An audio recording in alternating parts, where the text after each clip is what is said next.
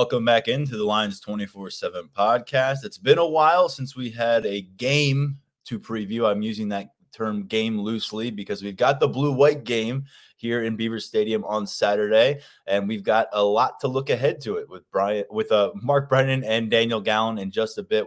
After that, we'll talk about the recruiting aspect of this event, some of the top names to know from prospects heading to town with Tyler Calvaruso, and we'll break down the commitment that occurred just a little while ago. Alvin Henderson, a four-star running back out of Alabama. We previewed his decision in the last episode of this podcast. He did indeed pick Penn State. We'll discuss his addition to the class. He's the third running back on board with Penn State in the 2025 cycle, which now has 12 prospects overall committed in the nation's number 7 class. A lot of recruiting talk coming your way later, but as I mentioned, it's time to bring in Mark Brennan and Daniel Gallen. Fellas, we usually get together, put together a preview before those 12, 13 games during the season for the Nittany Lions. A little bit different of a preview this time because we are watching what is a glorified practice. It's the 15th and final practice session for a 5-week span that started out in early March. We've had a chance, Mark, to see 5 different looks at the Nittany Lions, but let's be frank, 10 minutes or so, not going to see 11 on 11. In fact, we really haven't seen wide receiver versus defensive back, running back versus linebacker in all-out work. So this is a chance for us to learn a lot more about the dynamics in play here, about the skill sets involved, and to take a little bit of a look at who's exiting spring camp on a high note when it comes to this evolving depth chart. Yeah, and at last check, there were 124 guys on the roster. Now, who's bumped up, what else could be going on. But when you get up over 115 in the spring, that's a great number. And I think it speaks to what James Franklin said earlier this week. And what he said actually going into spring practice is that he hoped it was going to allow them to have more of a conventional game. And I'm really hoping they do that too. He did mention, and I see you have it on the rundown here, about having a more balanced breakdown of the teams than we've seen in the past. I mean, because the last few years when they've actually had these things, it's basically been the first team against the backups or the first and second teams against the backups. And I don't know what they take out of that. I don't know what we take out of it. So I'm really hoping that it's a much more balanced breakdown of the two teams. I'm assuming the rosters will come out tomorrow on Friday as we tape this on Thursday. And I think that will give us, as good a look as we've had since the bowl game. We discussed this a bit on our first episode of the week, but James Franklin, revealing a little bit of his strategy in terms of breaking down the roster for this matchup, saying if you've got 4 guys who are viewed as starting quality players and competitors at a particular position, you're going to put 2 of them on one team, 2 of them on another, and then you work your way around the roster, try to set up a really good competitive environment across the football field on Saturday. It's a 2 p.m. start time for on-field action. Of course, the 3 of us, photographer Grace Brennan, we will be in the building at Beaver Stadium much earlier than that. We'll have our binoculars handy. We'll be taking a lot of looks at, we'll be kind of taking attendance, which is part of what we do every time we go to take a look at practice. So Daniel, when it comes down to it, there's going to be a lot of new sights and sounds. I don't know about sounds, but new sights on the field. You've got 2 coordinators leading the way on offense and defense. Not sure what we'll see from special teams in this kind of a setting, but Justin Lustig, of course, is going to try to get a better sense for his unit. Ultimately, though, I think when we look at this, there's position battles all across the spotlight, and we're going to get to those in a second. But Daniel, this is a chance for some of those younger pieces of the roster, maybe stepping up to a larger role. Maybe you're going to get more run with the first team unit or a second team unit, or as close as you can get to that in a spring game setting. And it's going to happen in front of Penn State fans. It's going to happen during a television broadcast. And I know from a man on down in that facility, they'll tell you, this is just another practice. This is just a chance to get 1% better. You want to stay healthy. You want to finish the spring strong. But there is some more juice to be gained, I think, for the program in terms of buzz, for individual players in terms of their self-confidence. And so to me, you can put a little extra stock in this. It's not a game by any means, but in terms of the value practice by practice, I think maybe there's an elevated stature to practice number 15 because of the public setting and because of the natural pressure that it creates for everybody. Yeah, I think it's a good way with some of these younger players is how do you perform when the lights are on? There's not going to be 107,000 people in Beaver Stadium, but there's still going to be a sizable amount. This game always draws well. That seems like no matter the weather. And so some of these younger guys, this is going to be a real opportunity for them to step into more of a spotlight, to be a little bit more, in the focus of the crowd, in the limelight. And so I'm curious to see how some of these guys respond. And you made the point about a good chance for younger players to step up. I mean, there's a lot of guys on this team that we've considered young guys. That class of 2022, so many of those guys came in and contributed early, that we've really gotten used to them, and we really considered them, to be the young guys. That's not the case anymore. They're all juniors. And so that really opens the door, I think, for these members of the class of 2023, some 2024 guys who are already here, to step up, step out there, and be the center of attention, and kind of show what they can do. Position competitions won't be solved now. They won't be solved in early August, but we'll see if they can get sorted out by August 31st when this team goes and plays West Virginia. And many of them will not. And then we'll have competitions going into the season. But as things stand now, we posed the question to all three of us. We have a roundtable series going on this week at Lions247.com where we're making our picks for different related topics to the blue-white game. And we'll get going here with position battles in the spotlight. I mean, you can find them pretty much anywhere you look on the roster right now, whether it's a starting job up for grabs, a contributing role up for grabs. And Mark, we'll begin with you here. And where do you specifically kind of turn your head toward when you look at this field and the dynamics out there? Yeah, I'm really anxious to see what goes down at cornerback. And again, this is where I think it's going to be fun if they divvy the teams up evenly. Because even though they're probably going to have three guys from last year's team playing in the NFL next season, at least two of them, I'm sure will be playing in the NFL. Terry Smith has done such a good job, and the staff has done such a good job recruiting and working the portal that they have a lot of talent. And I think a lot of it is really evenly matched. I mean, going back to the bowl game, simply because of the opt-outs and guys not playing maybe as much, we already saw a lot of Cam Miller, 78 snaps, and Zion Tracy, 42 snaps. Were those guys perfect? Absolutely not. I mean, they were put in a very difficult position. But I think having gone through that, both of them will be better because of it, being in that type of high-profile game. But it obviously doesn't end there. And excuse me as I get a text here from the photographer.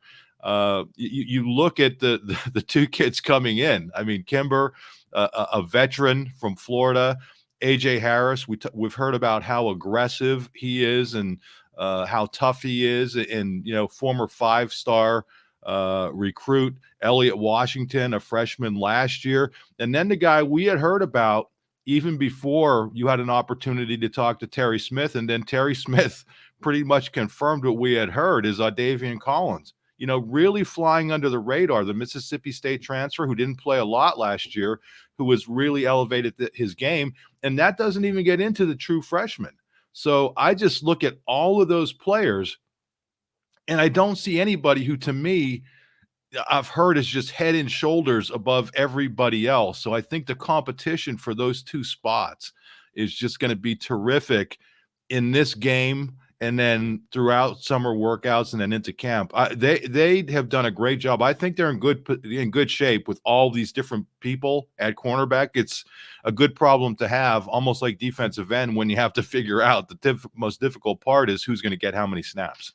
And they're actually in better shape at cornerback coming out of spring camp than Terry Smith thought they were going into spring camp. And that was a pretty candid comment from him. And you're right. You throw in those two freshmen that they like a lot, and Antoine Belgrave Shorter, John Mitchell, two guys that we should see get some extended action. But there's not a lot of guys who have done it out there in Beaver Stadium. So a cool opportunity for a lot of these players. The two transfers, as you mentioned, Cam Miller is the only guy who's been used with regularity on the defensive side of the football for the Nittany Lions, who's still in that room. And despite losing 3 NFL talents from the 2023 cornerback collection, Terry Smith truly believes this group has a chance to be even deeper in 2024. My pick was next up for the spotlighted position battles, and I went with offensive tackle. I think all the offensive game plans and all the excitement around Andy Kotelnicki and what you can do with Drew Aller and Nick Singleton and Katron Allen sounds great until you can't stop edge rushers.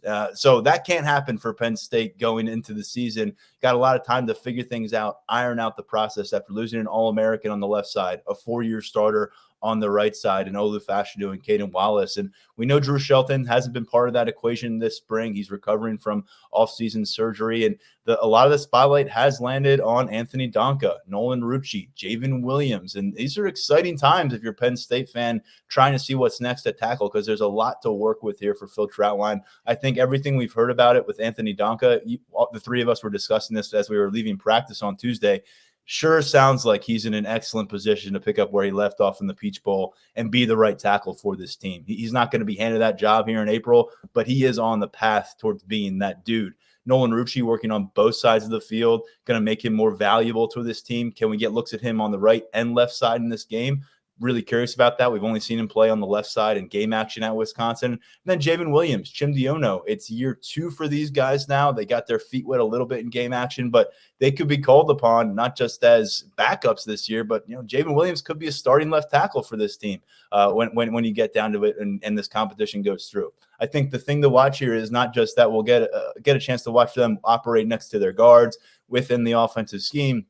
It's who they're going up against. I mean, we know Penn State brings elite level talent off the edge. That was the case last year. It's going to be the case on Saturday.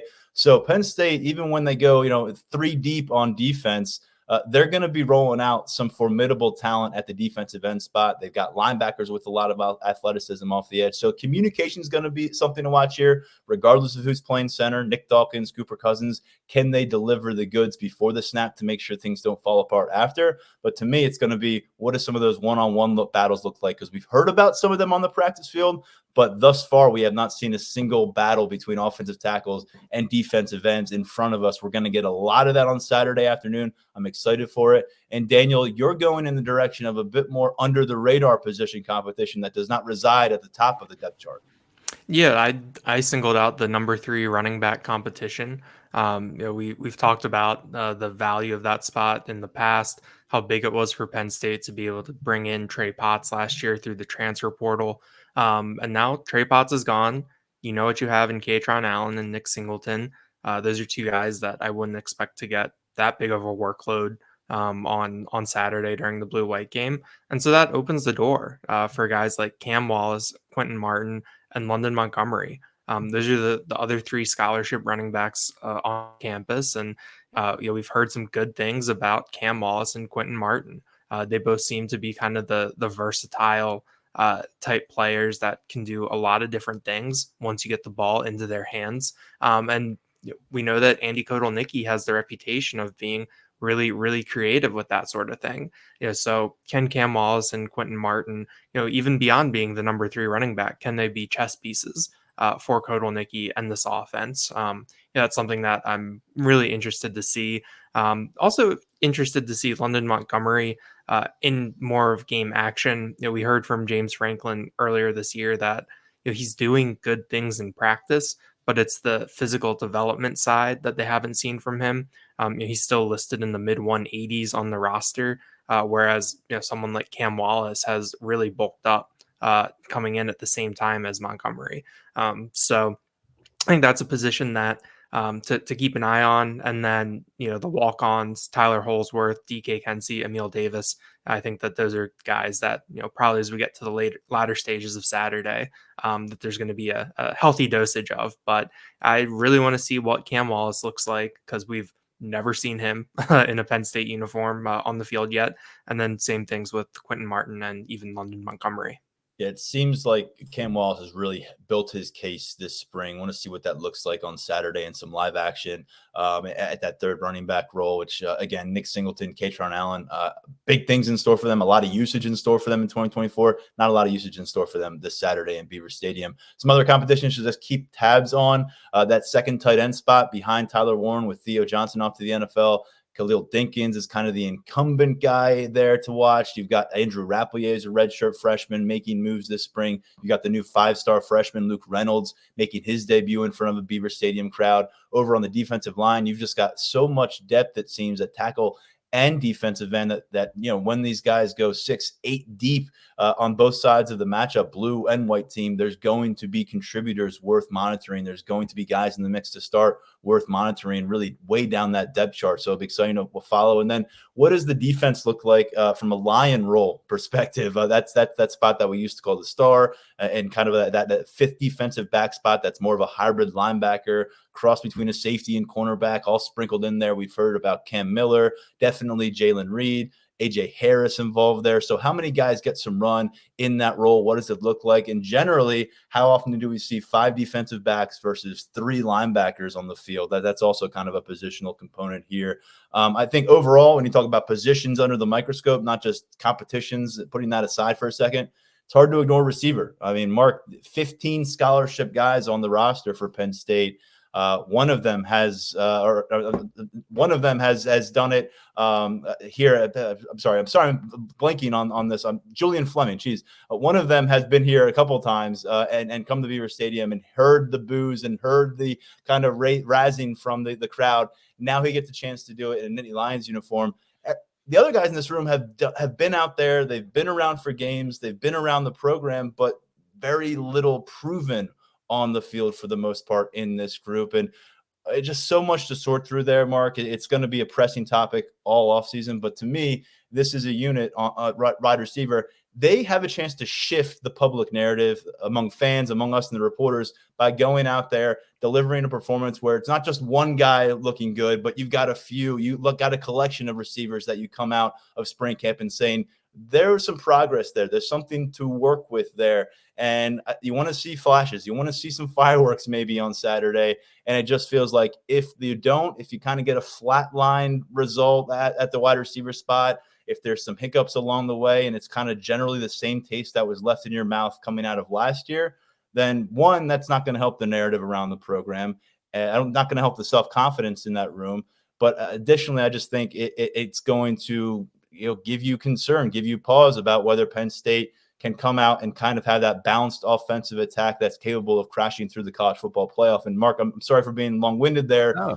I think it's important to note here, while it is one of 15 spring practices, this is the one in the spotlight. This is the position that everyone has been harping on so much since these players walked off the field in the Peach Bowl.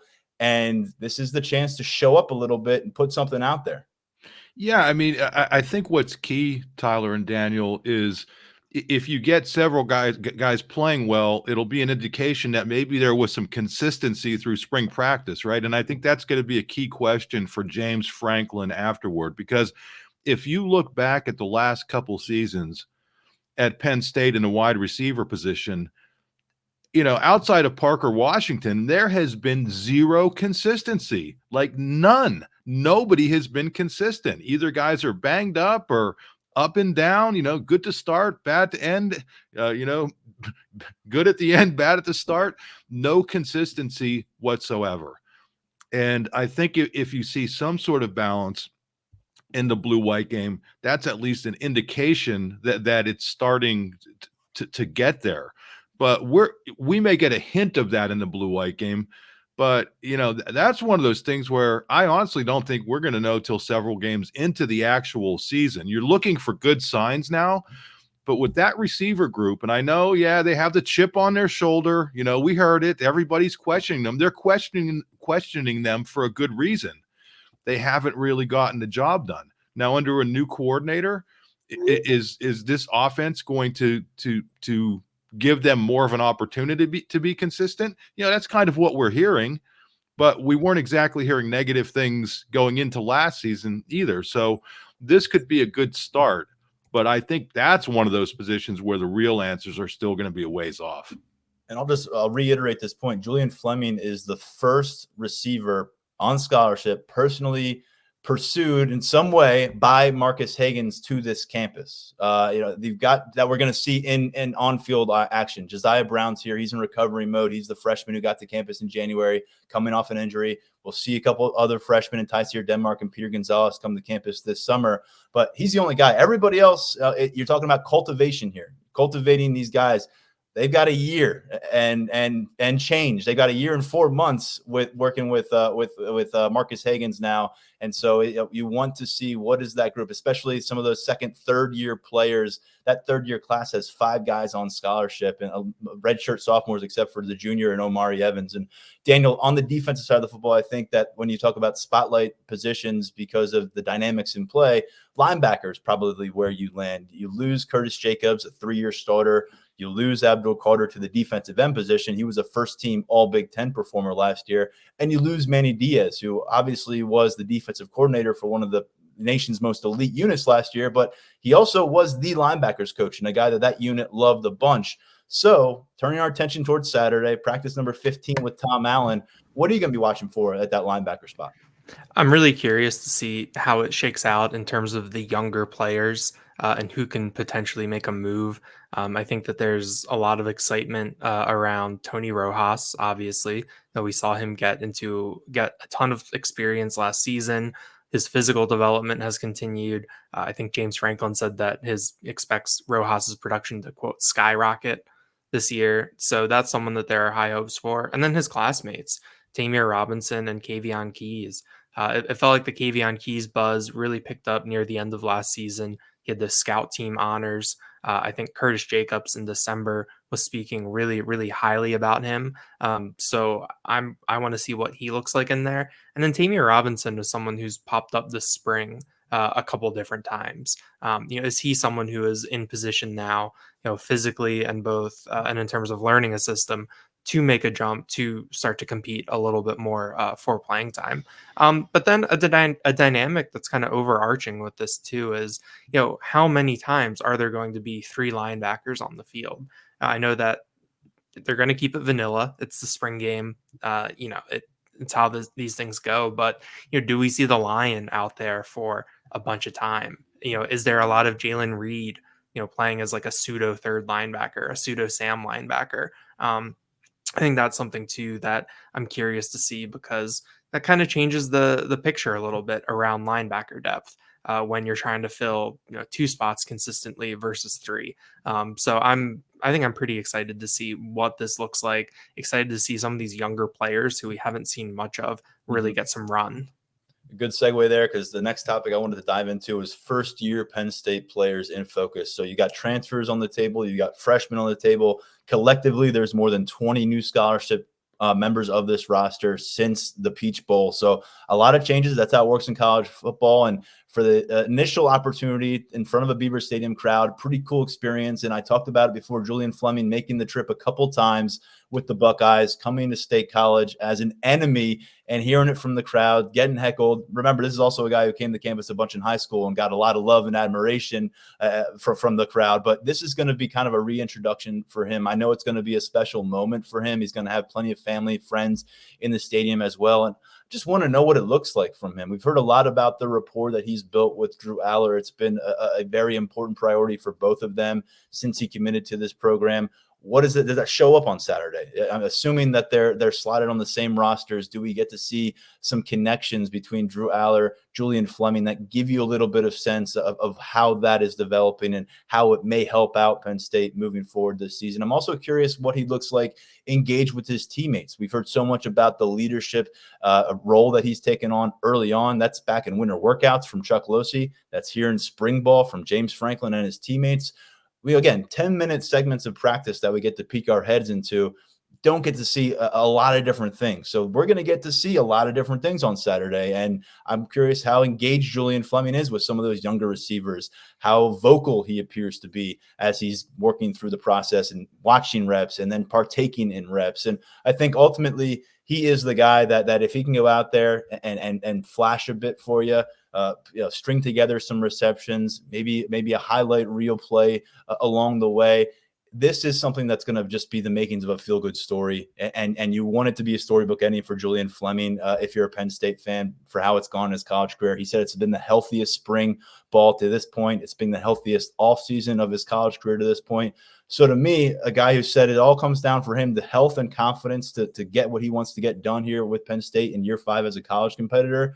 This is a kind of a hurdle to clear, not just to get through it healthy, but to go out there and continue building that self-confidence and go and log some catches in front of the Beaver Stadium crowd and really continue to get the ball rolling in a positive fashion, as it's been since he committed to Penn State back in December.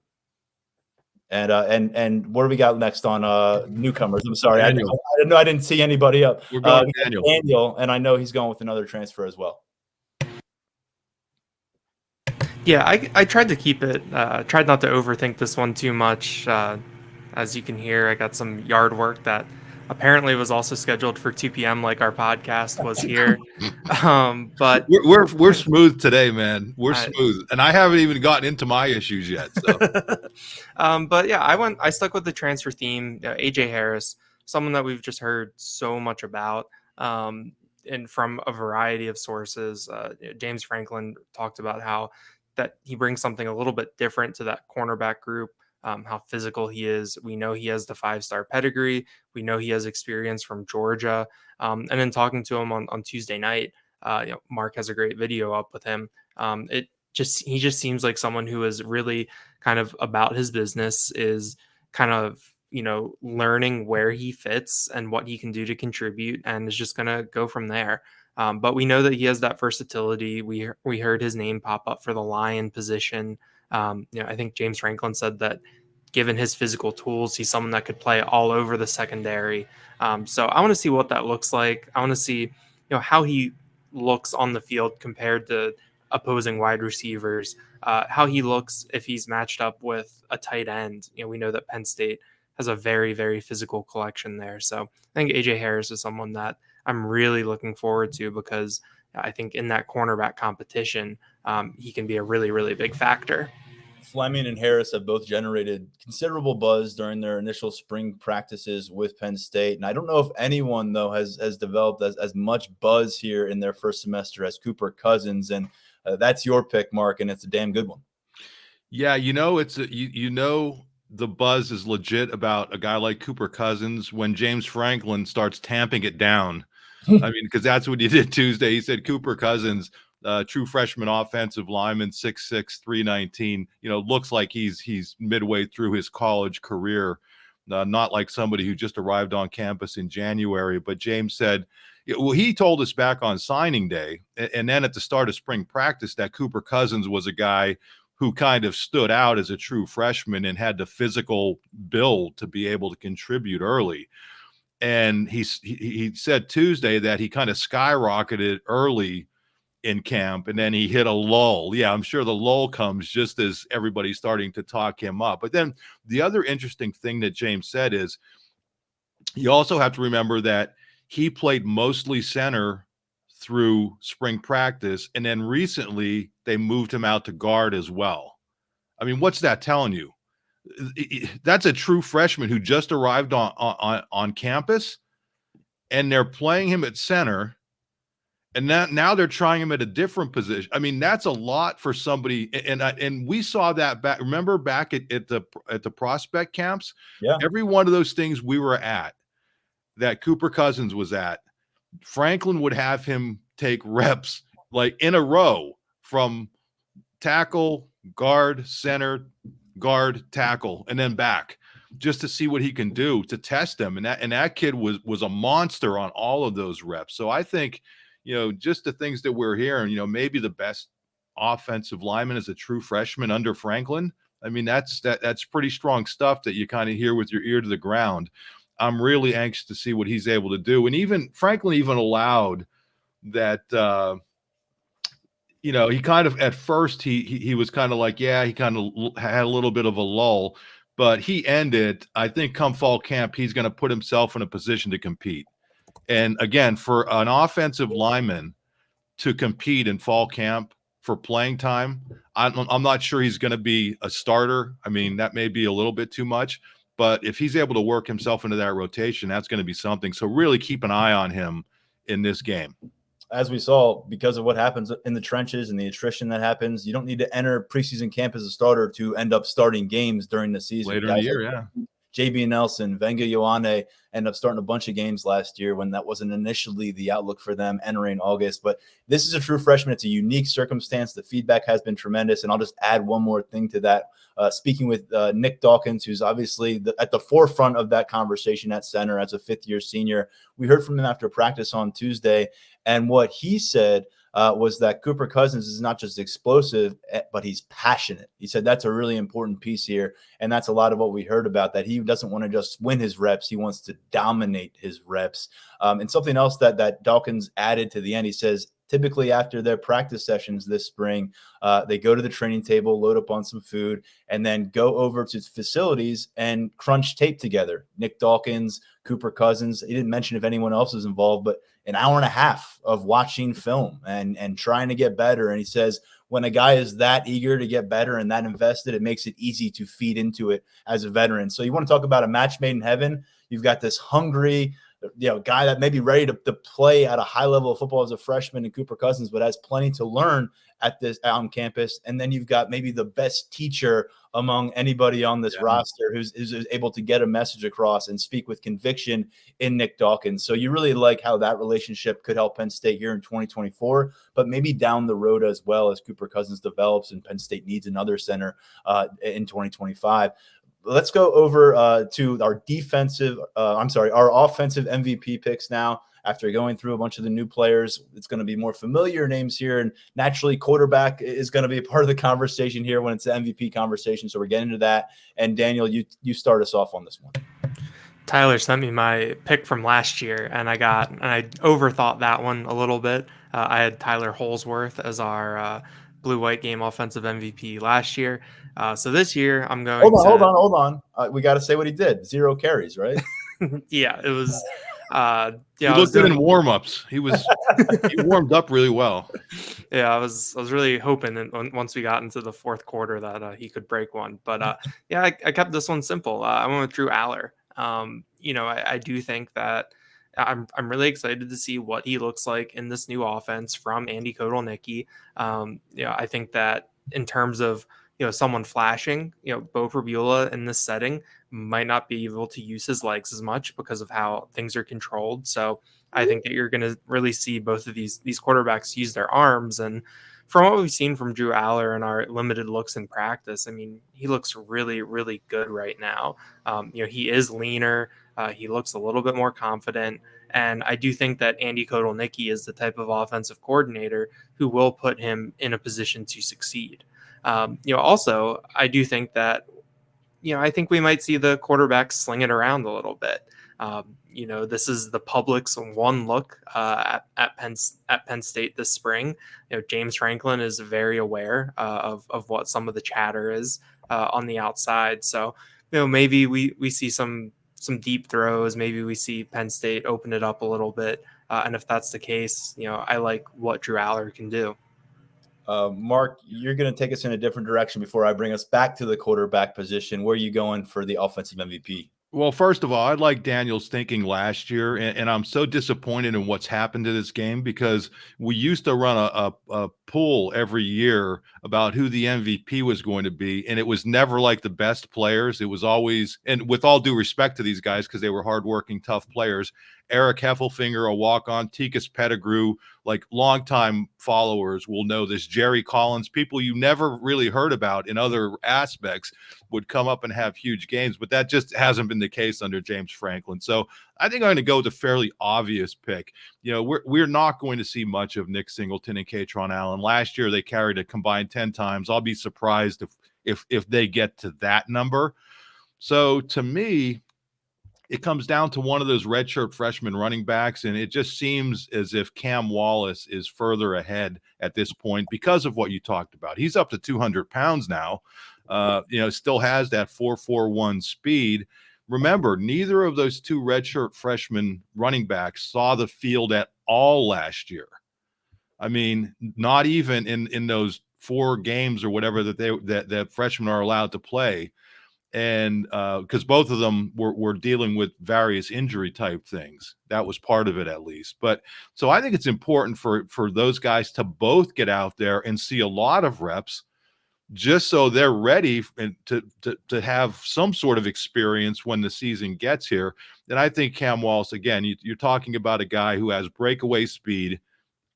We know about his track exploits, so it wouldn't surprise me if he gets 7, 8, 9 carries, breaks maybe 1 or 2, and gives him enough yardage to become that offensive MVP, the Eric Heffelfinger Award. I'm going to go back to quarterback, and I'm going to go with Bo Pribula. The first time I attended a blue-white game, it was the Tommy Stevens show. He would have been anointed the MVP that day. He was the backup quarterback. It's always a pretty good setting for a backup quarterback, I feel like, these blue-white games. What I don't love about my pick is something that Daniel said, that the ability for Bo Pribula to scramble and get loose in the open field as a runner is highly diminished in this setting because they don't want him getting hit. So they're going to blow that play dead a lot of times, whereas in game action on Saturdays in the fall, this is the kind of dynamic that Bo Pribula brings to you, the improvisational ability, the athleticism that makes him a little bit different and more unique in this position room overall. But I think that he'll get plenty of reps, plenty of opportunities to pass the football. He's coming off of a season in which he had 10 total touchdowns, no turnovers. I know we didn't get a lot of look at him in competitive moments of games, but I think Andy Kotelnicki is the kind of offensive mind with the kind of track record and how he's utilized different players and different quarterbacks, even where Bo Pribula is going to be involved in the game plan this fall, even though Drew Aller's your QB1. So I'm going to, I was thinking about taking a receiver here, maybe a tight end, thought about Liam Clifford for a moment, thought about maybe a guy like Khalil Dinkins stringing together 6, 7, 8 receptions on an afternoon like this. But I just think the volume is going to be there for Bo Pribula, and I think that the production, if it's there, will put him in that MVP conversation. So I'm taking Pribula, and more so I'm just trying to avoid picking the next Tyler Holsworth, someone who doesn't really make a case at all on Saturday. So that's my pick. You heard the other guys' picks, and we'll shift over to defense now as we continue our conversation on the blue-white game. We've got Tyler Calvaruso coming up on recruiting and the new commitment in just a moment. But defensive MVP, it's a fun one. I mean, there is just, it feels like a lot of positions on this team right now on that side of the ball. You can name 3, 4, 5, 6 guys that are going to be factors come Saturdays this fall. Now, what's a little trickier about here? We'll lay it out. Front end, top of the line kind of players, we don't think we'll see them as much as the third string, younger kind of players over the course of Saturday, as we've laid out. It's not a normal game. So with that in mind, Mark, you're going with one of the more ascending roster figures versus an established guy on defense. Yeah, one thing first, I know there's no cheering allowed in the press box, but I'm telling both of you right now, if Tyler Holsworth breaks loose for a couple of runs, I am going to cheer.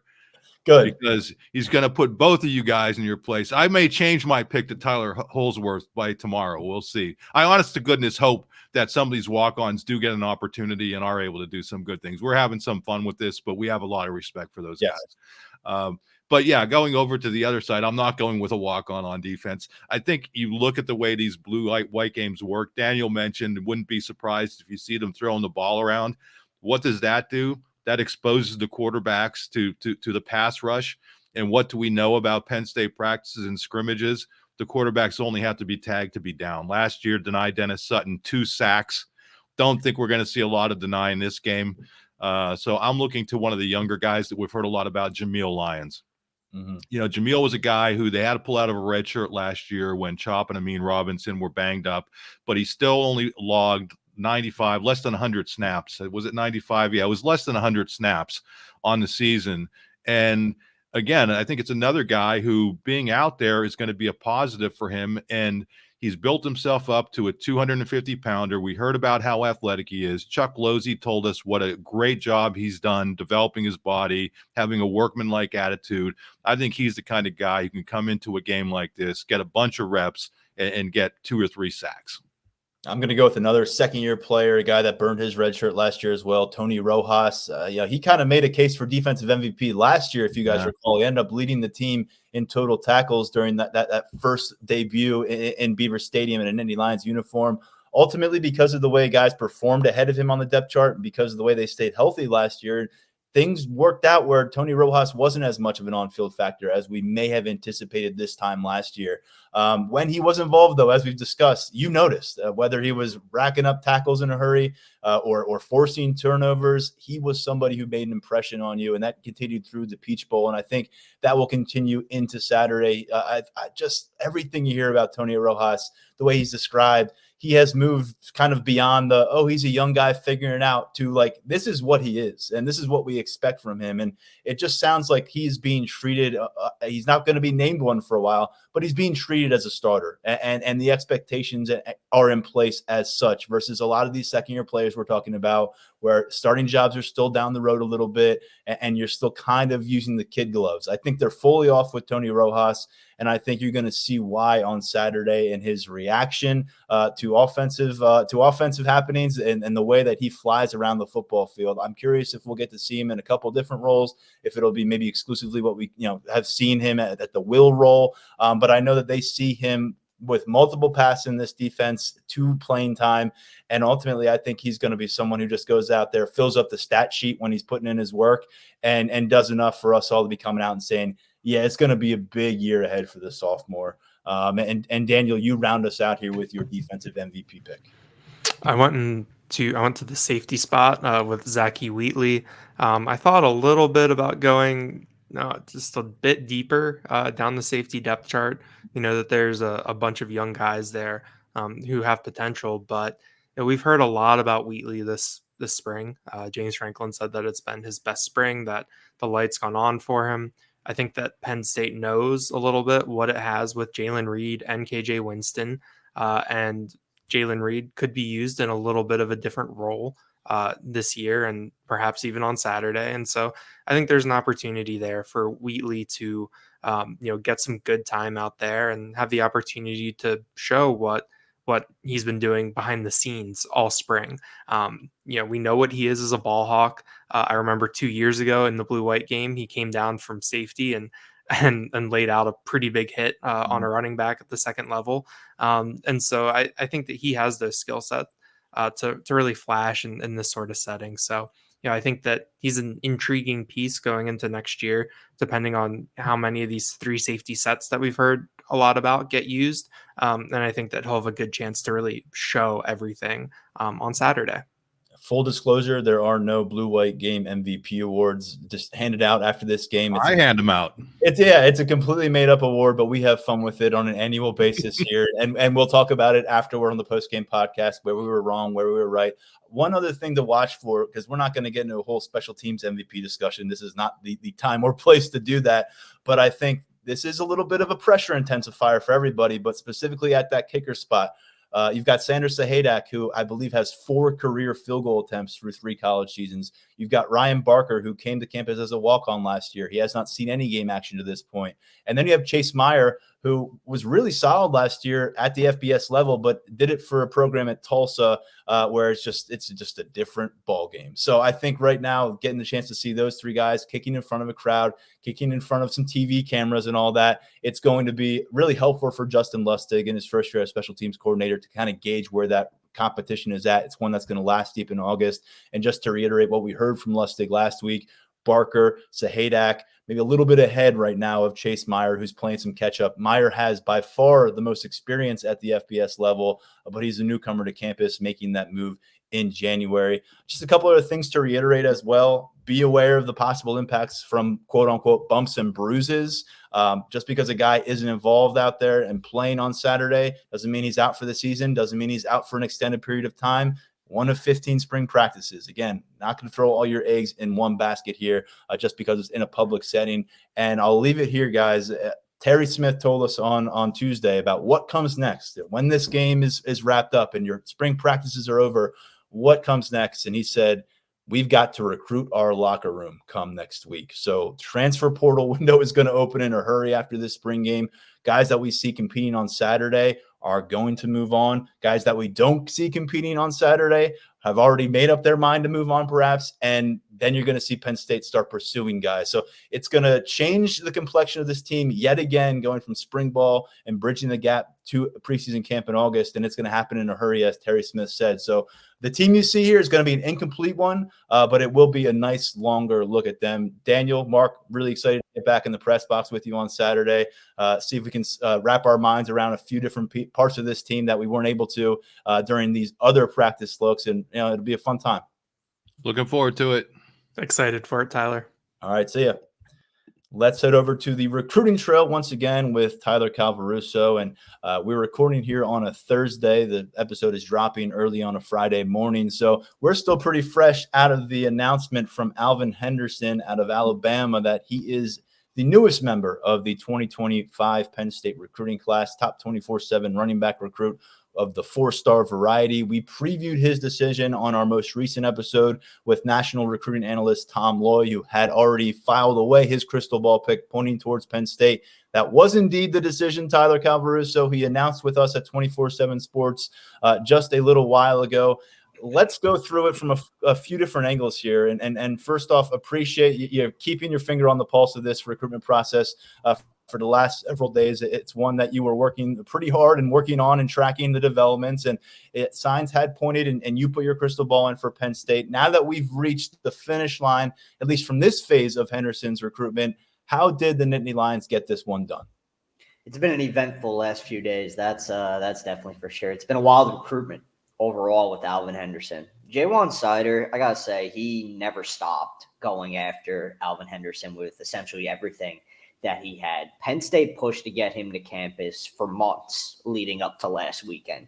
There was a point where it looked like he was going to visit for a junior day in January, and it was supposed to be the first junior day in January on the 20th. That wound up not happening. And in the following weeks and months, it looked like, Auburn, which has had staying power with Henderson for a really long time, was going to be the pick. It looked like he was going to wrap things up on April 5th, and the in-state option would have been Henderson's call. But Penn State never stopped going after him. Sider never stopped going after him. And ultimately, that led to Henderson delaying that April 5th commitment, deciding to get to Penn State for a visit, get to State College for the first time, see what it's all about, get around the entirety of the staff, get a better feeling for the vibe of the program and the staff, and how he would be taken care of if he was to suit up for the Nittany Lions. And really that led to where we are right now, talking about Alvin Henderson being a part of this 2025 recruiting class. It's a big-time get for Penn State, no matter how you slice this. By our rankings here at 24/7 Sports, he's the second highest-ranked commit in the class behind DJ McClary, the top 24/7 linebacker from New Jersey. So I think that speaks to the significance of the get from our rankings perspective. I mean, Henderson's just a really talented back. You go look at his junior season stats at Elba High in Alabama. I mean, I know the competition was what it was at a 1A level, but I mean, record-setting season, and the film kind of speaks for itself. So Penn State staff pretty hyped up for this get, and it was one that they poured a lot of energy into. A long time ago, a very accomplished college football coach told me, when you're watching film and you're trying to figure out what a high school football player is, it's not who they're playing, it's how they're playing. And exactly. All you can do is go up against who you have. And what he did last year, 15.7 yards per carry on 225 rush attempts. That ended up reaching 3,500 plus rushing yards. He set a single season record there in Alabama with 61 touchdowns on the ground. He had 68 total touchdowns, which was among national leaders across America. So this is a guy who's very accomplished at the prep level, has some interesting track record as a recruit. Auburn's been the in-state team that's been targeting him for a long time. He told Tom Loy in an article that's over at Lions247.com, going in depth on his commitment, that Auburn was really the leader here for a long time. It sounds like there was a bit of a shift coming into this week, but he said Auburn was right there, and for a while Auburn was in front. What else do you make of the dynamics of this recruitment, how it got here, and why was Penn State able to assert itself based on what you understand? Sider was pretty much the reason. I think he's kind of at the center of all this. And that's not to take away from the part that James Franklin and the rest of the staff played in this recruitment, because it goes without saying that bunch was integral in getting Henderson on board. But I mean, Sider was at the center of this Penn State recruiting win. There's no doubt about it. The relationship between those two is extremely strong. There's a very high trust level between the two, and that could be said probably more than any other coach involved in Henderson's recruitment. I mean, Henderson went pretty in-depth with Tom on his reasons for picking Penn State and, what had been standing out about the Nittany Lions leading up to his decision. I mean, he pinpointed Sider as a father figure in his life and just a guy that he can turn to no matter where he goes. He's just, as Henderson put it, one of the real ones in his recruitment. And I think that just speaks volumes to everything Sider does on the recruiting trail throughout every single cycle. He's always praised by prospects as such a personable guy and a guy who genuinely cares about your well-being beyond what you bring to his backfield. So I think that all said and done, Ja'Juan Sider is the biggest reason why this one got done for Penn State. And look, this is a recruitment that, quite frankly, I expect we're going to be monitoring up until National Signing Day. But I think as long as Ja'Juan Sider's in Happy Valley, Penn State's got a pretty good chance to hang on and get this one signed in December. Sider was the 2023 Big Ten Recruiter of the Year at 24/7 Sports. We know he always stockpiles that running back room with primetime competition. A couple of things stood out from that interview between Loy and Alvin Henderson that I wanted to address with you here on the podcast, Tyler. The first is, after picking Penn State over Auburn, Florida State, and Miami, and those were the finalists, the hats on the table, as you call them, says that he still has ambitions to utilize official visits. That's obviously a different kind of conversation now that's between him and James Franklin and members of that coaching staff. We know that historically James Franklin has really preferred that when you commit to Penn State, you're shutting down expectations for going out and visiting other campuses. Now, we also have seen guys who are committed to Penn State go and visit other campuses and then remain committed to Penn State. So it's kind of a case-by-case basis more than a hard and fast rule applied to everybody, it would seem. But how do you make of the way Penn State's going to monitor him, handle this thing from afar? Because he's down in Alabama. We got 8 months and a couple weeks beyond that to get to the early signing period. I know he's planning on enrolling in January, but this is going to be a bit of a journey. Yeah. It is. And look, Penn State would obviously prefer every prospect that it lands to, be 100% locked in and not take visits elsewhere. But, every cycle, you see prospects that Penn State is involved with. And, you kind of pick and choose the battles that you want to fight when it comes to a guy looking at other options beyond his initial commitment. I think the Penn State staff likes Henderson's game enough to the point where, if he does decide to go take other visits and get out and see other schools, they're going to fight the fight. And the staff is going to do everything in its power to keep Henderson on board leading up to signing day. It speaks to the talent level. It speaks to the evaluation of this from the staff, and it speaks to the relationship that Penn State feels it has with Henderson. It feels like there's a tight bond there, and, that can help Penn State get this one done at the end. We'll see if Henderson winds up, taking those visits, because he even said, now that I'm committed, maybe things change, whether it be my direction that I go or the decisions of the other schools. Because, now that Henderson is off the board to Penn State, maybe a school like Auburn decides it wants to go elsewhere. I don't anticipate that being the case. I think Hugh Freeze is going to continue trying to keep one of the top prospects in Alabama home. Asking around, I got the sense of Miami's probably going to go in a different direction. I think they've kind of had enough on their end of this recruitment. Florida State, I'd imagine it goes in a different direction as well, based on what I've been hearing. So, where does that leave Henderson's entire process? We're going to have to wait and see. But either way, it's always better to be able to recruit a guy when he's on board as opposed to, as an uncommitted prospect. So this is something Penn State's going to, deal with and monitor to the best of its ability leading up to signing day. And as I said, as long as Sider's in town, I do feel pretty decent about Penn State's chances of getting a signature when it's all said and done. Auburn's just going to have to be watched given the longevity it has had in his recruitment, the relationships he had with the staff there, and it seemed like there were 3 different times where he might go off the board to Auburn and didn't. So you always got to keep that in the back of your mind. It reminds a little bit of a couple cycles ago, top 24/7 safety prospect Dakari Nelson committing from the state of Alabama. Auburn remained engaged. Auburn continued to battle, tried to turn his attention. They actually had him in their stadium when the Nittany Lions came down and beat the crap out of Auburn. So that wasn't very, very helpful moment for them. But it just just kind of remind me to that. They've got some Alabama presence on this roster, as we've mentioned a few times now. A.J. Harris, the recent transfer in from Georgia, is an Alabama guy. Malik McClain, who transferred in from Florida State last year at the receiver spot, another Alabama guy. Harrison Wallace, a projected starting wide receiver, an Alabama product as well. So interesting stuff. There's a bit of a groundswell of Alabama presence on this Penn State roster and now in the recruiting class as well. The other thing I wanted to get to from that interview is he really directly referenced the fact that the anticipation here in State College and for him is that Kaytron Allen and Nick Singleton will be on NFL rosters in 2025 when he's trying to suit up for Penn State. With that in mind, there's other guys that are around campus that are ready to pursue a job next year that are going to be battling right now on Saturday in Beaver Stadium.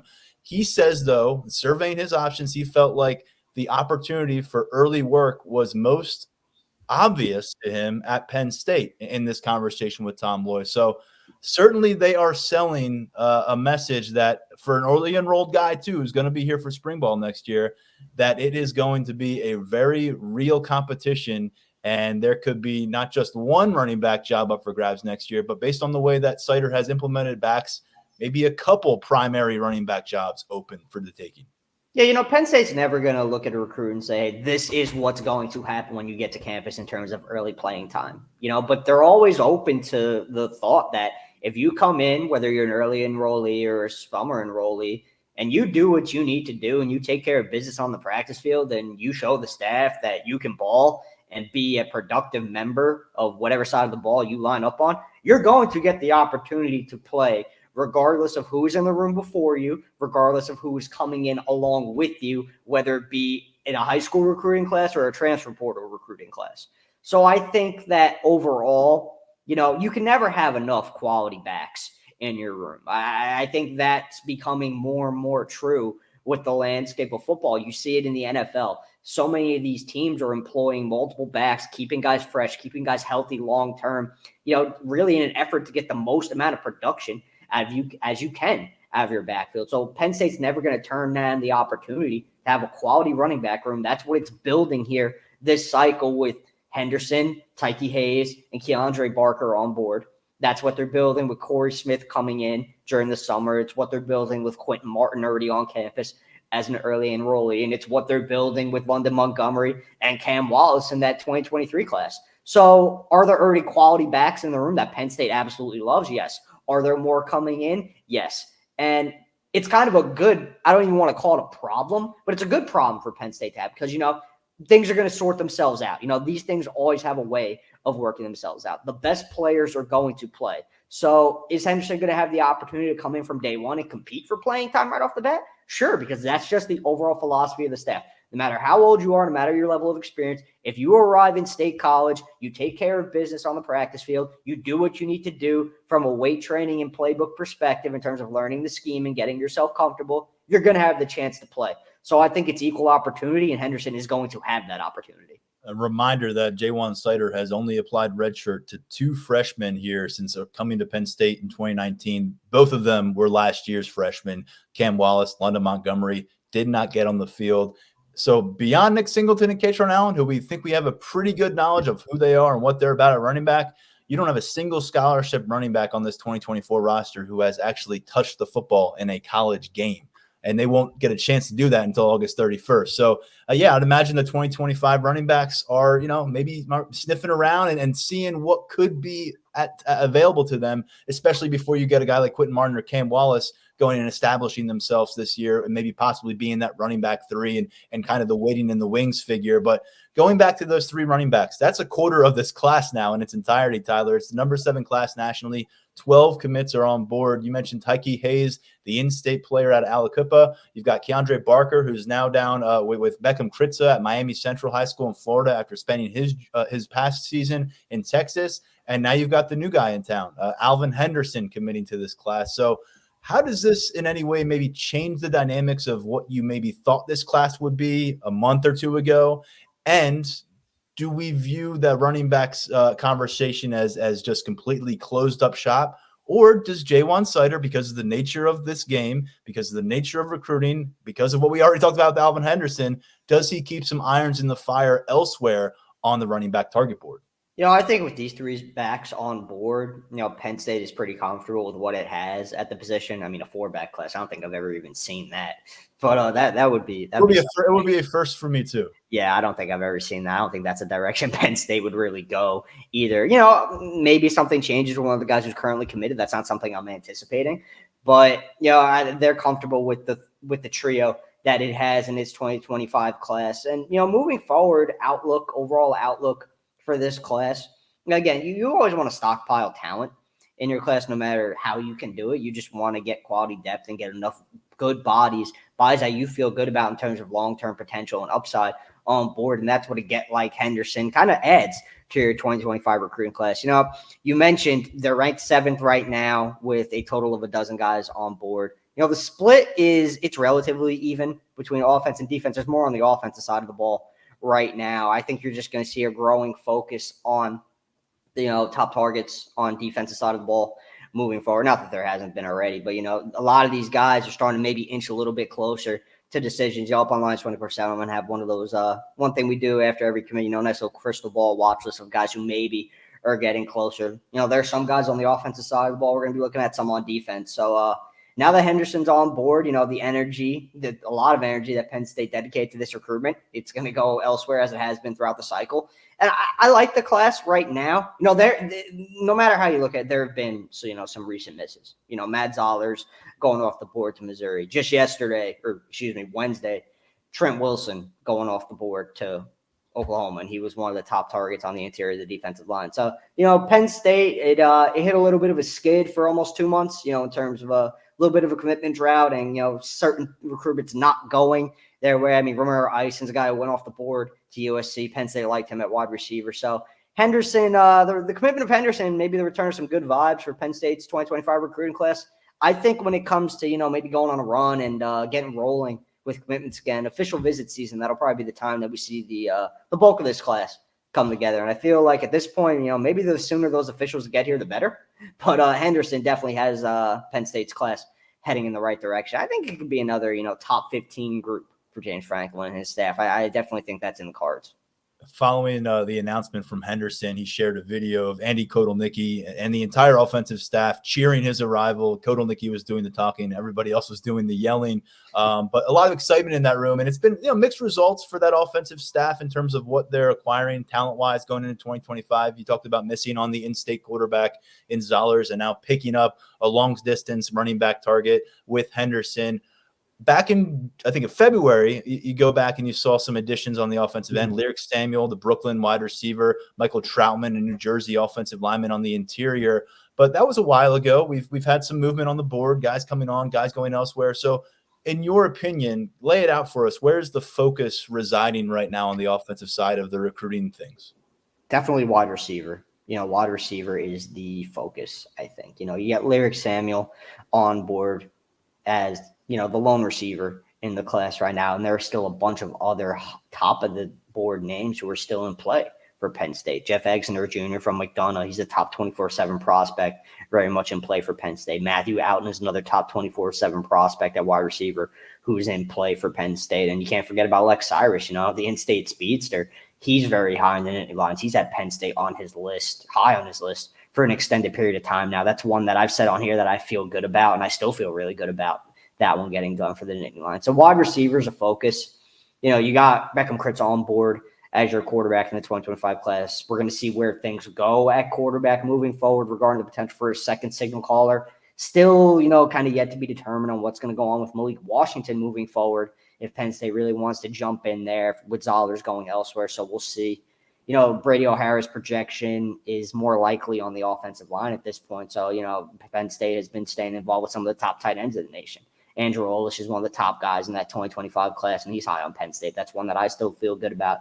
Even though he's been getting around and, checking out these other campuses and making visits, he's going to be narrowing down his list soon, and Penn State's going to remain pretty high on that list. Then you shift over to the offensive line. You've already got multiple guys on board. Phil Trotman's still at work, trying to get some more of his top targets on board. Mike Carroll, the in-state legacy, he's one. Malachi Goodman, from Paramus Catholic in New Jersey. He's a top 24/7 prospect who is really, really high on that Penn State board. Another top 24/7 prospect who's high on the board on the offensive line is Zaire Addison from Florida, who recently visited, and Penn State made a pretty big move with him there. So I think when you look at the numbers at some other positions, I know there's technically nothing on board at tight end right now. So maybe you look at tight end and say, oh, that's a priority. And it definitely is. But I think wide receiver is more of an overall priority, given the desire that has remained in place for a while now. Just get more explosive at the position. To continue stockpile talent at the position. You signed just one during the 2023 class, Carmelo Taylor.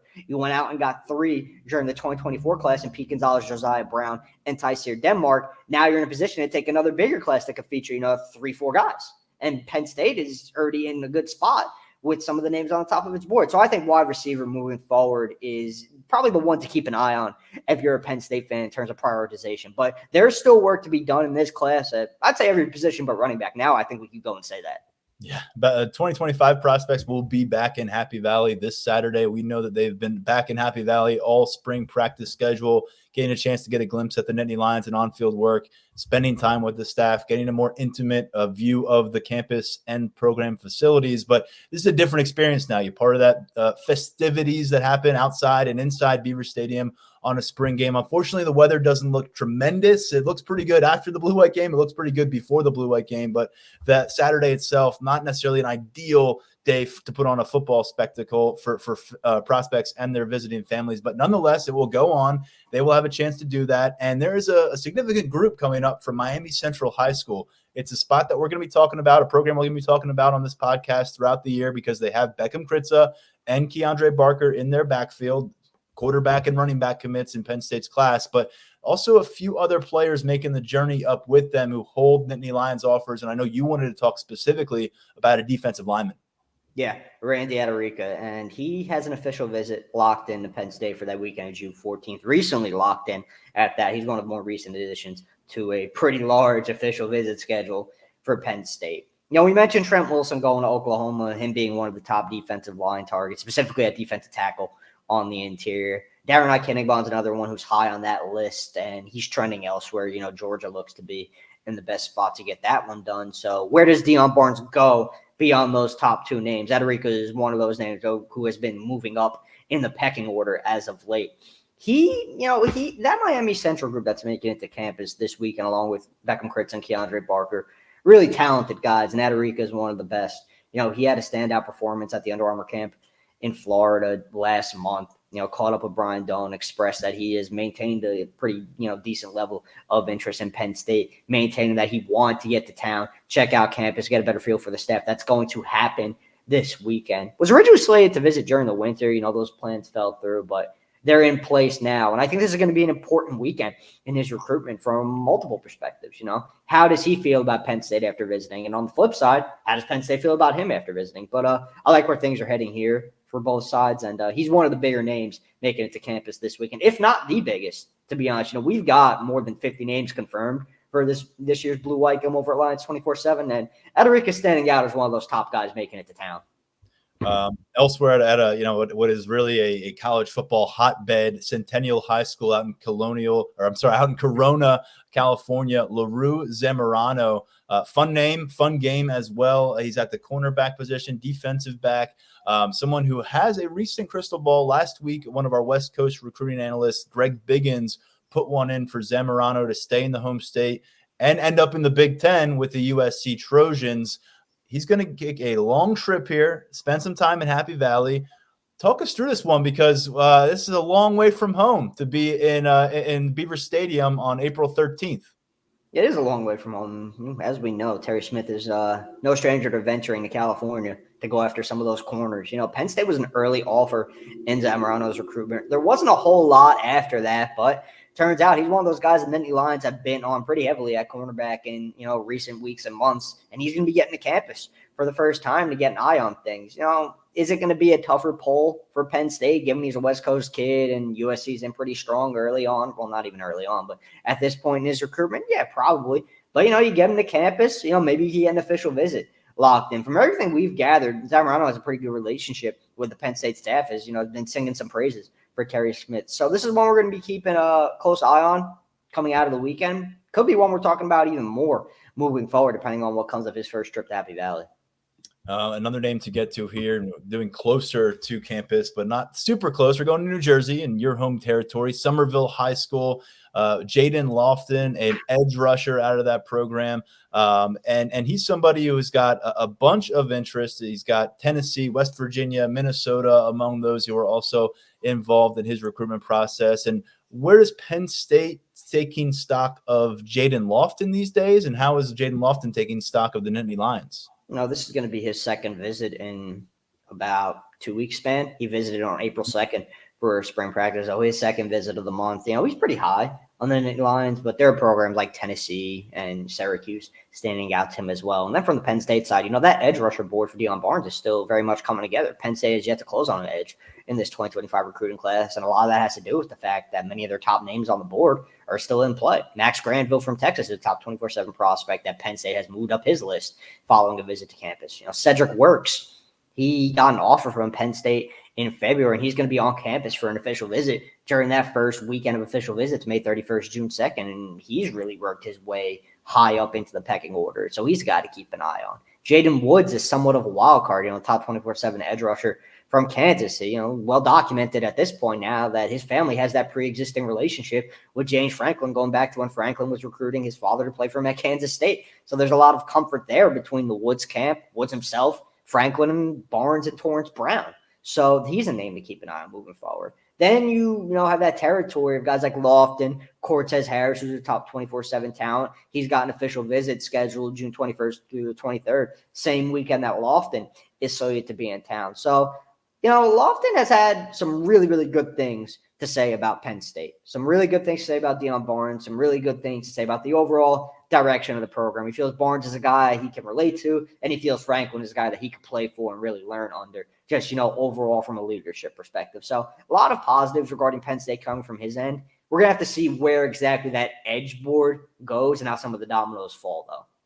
Yeah, that Penn State's got a nice linebacker haul. I know when Brian Dohm was on the podcast after Deshaun Burnett's commitment out of Amani Christian in Pittsburgh, there was some discussion, could he be a Zariah Fisher type who comes to campus as a linebacker, ends up growing into a defensive end. But to this point, no outright edge rusher present in this 2025 Penn State recruiting class. Lofton, as you said, there's some layers to this as that target board, continues to develop, but keep coming back to campus. And if Penn State keeps liking what they're hearing, liking what they're seeing, you're talking about some building momentum here between the two parties with the frequent trips to Happy Valley.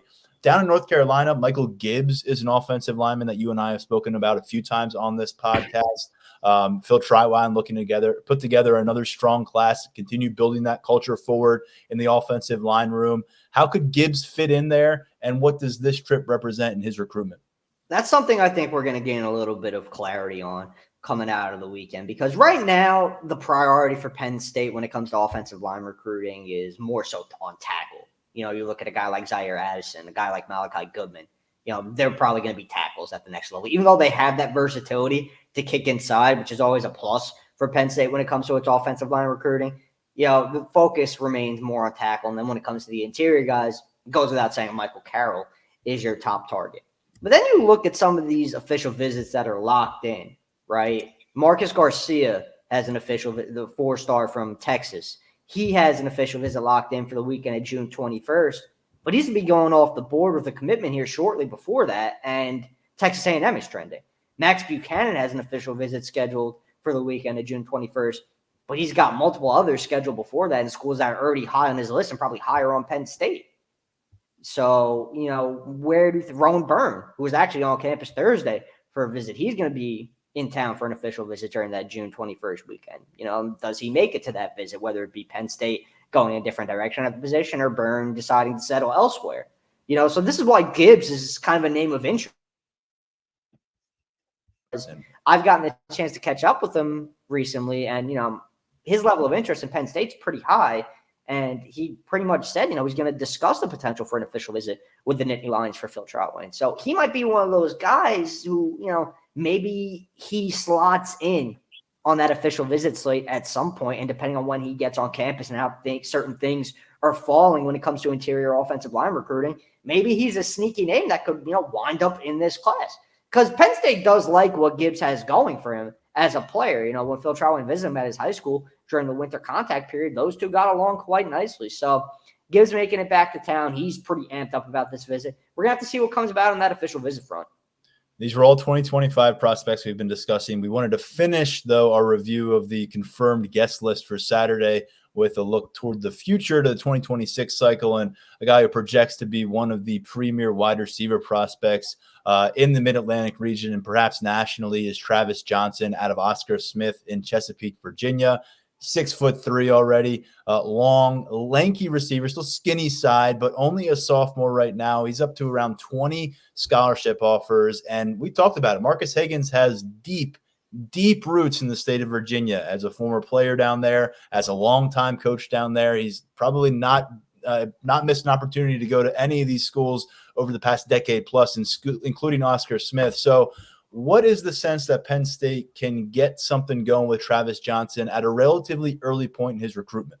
Oh, I'd say it's already going because he doesn't just have deep ties in Virginia. He has deep ties in the Johnson family because he recruited Johnson's older brother to Virginia. You know, he was heavily involved in that recruitment. So, you know, we always talk about trust level between a family and a position coach or ag coach. That trust between Higgins and the Johnson family and Travis Johnson already in place. So that bodes well for Penn State's chances moving forward, I think. There's a lot of regional schools involved in this recruitment early on.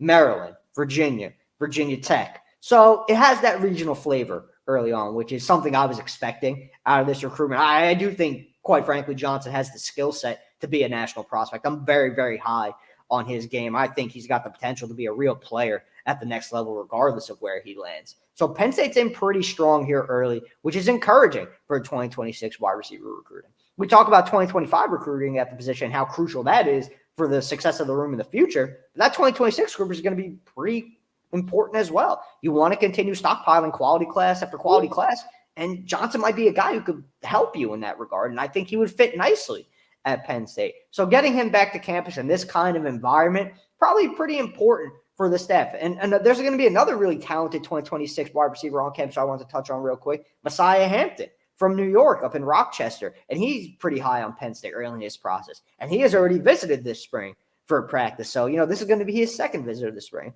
So that 2026 wide receiver board coming together early, Johnson standing out as one of those top names, one of the more interesting underclassmen visitors of the weekend for sure. It's a small group of a large list of visitors. You can check out the complete list this week at Lions247.com. Heading into the matchup, we'll have you covered with photos of these prospects on campus. We'll have you covered with feedback after they get their experience. And naturally, the next question, though, always on Blue White Weekend is, will the recruiting class get bigger? Even in the 2026 cycle, where Messiah Minkins has 5-star potential at the running back position, but could use some company. Got to tell you, this is something that we always get asked. So I'm asking you, I'm relaying it to you. Possibility for some Penn State commitments coming out of this weekend, whether it's Saturday or something popping up on Sunday. You know, last year I was pretty bullish on Penn State getting some commits coming out of Blue White Weekend. This year, I think you look at the list and the specific group of prospects that are, you know, at least expected in town. A lot of them are either, you know, further away from the point of committing to any school. And, you know, I'm not sure Penn State is quite there on some guys either. You know, this weekend there's going to be a lot of feeling out and kind of laying the groundwork for maybe some future success with some names in the 2025 class. And I think in the 2026 class, you know, again, really, really early for those guys. So it's a building block kind of weekend for Penn State. You know, maybe something goes right with a guy like Adarica, you know, someone Penn State we know they like. And, you know, maybe something goes, but I think this is more of a building block weekend for Penn State. I wouldn't, you know, exactly say this is what's going to happen coming out of the weekend on the commitment front, because I'm not quite sure anything does happen.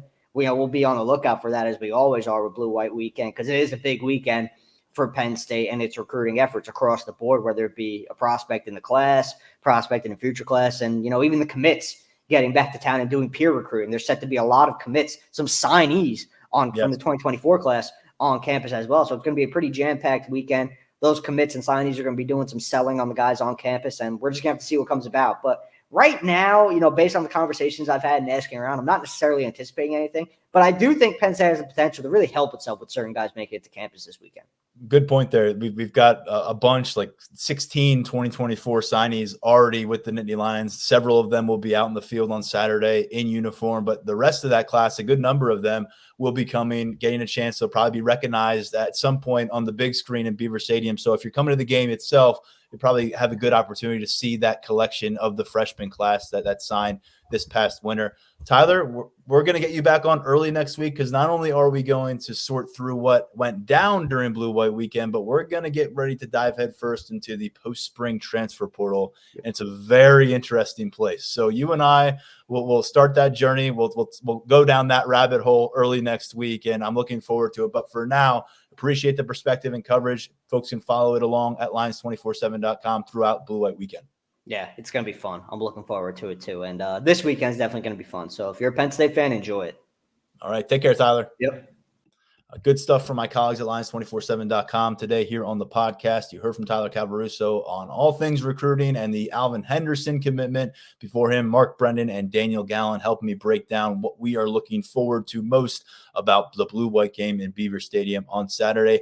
As we mentioned, the action starts at 2. We will be into the stadium much earlier than that. We will bring you updates over at lions247.com as soon as we start to get them, and that will carry on through the day. A bunch of conversations coming your way after the Blue-White game with Penn State coaches, with Penn State players. A lot of coverage coming your way this weekend at lions247.com. We'll regroup here on the podcast early in the week, as I said, to review went down on the field, went down with recruits in the blue-white setting, and then we'll start to talk about what's about to happen in college football. And if you hadn't heard, it's going to be pretty sizable this post-spring transfer portal window. So stay with us at lions247.com and here on the podcast. For now, stepping aside, I am Tyler Donahue. Thanks as always for tuning in or watching or listening, wherever you find us. This is the Lions 24/7 podcast.